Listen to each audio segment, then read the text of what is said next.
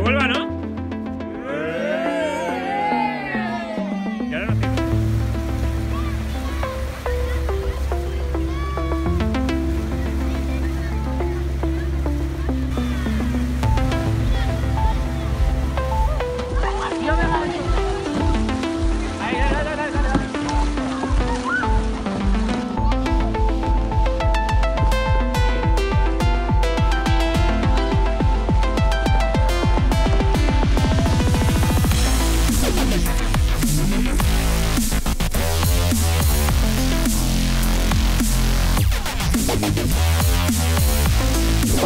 ¡Bien, equipo ahí!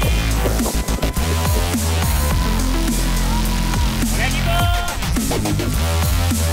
¡Tiramos para adelante! ¡No nos estrellemos ahora que tiene vídeo!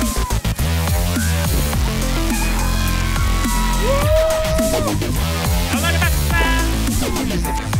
¡Rafa, mira para la cosa! ¡Vale, que nos está entrando viento, chicos! ¡Que nos está entrando viento!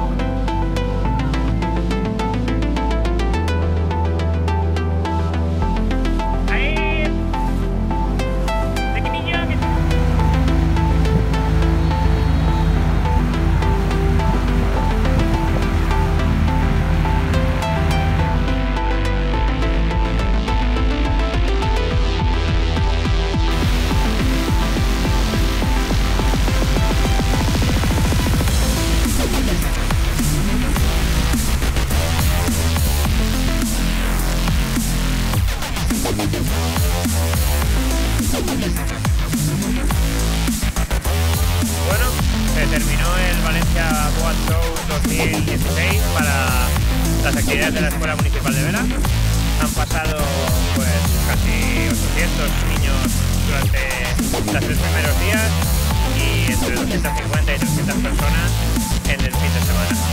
Muchas actividades, todas de manera gratuita, esperemos que os lo hayáis pasado bien y nos vemos en el agua.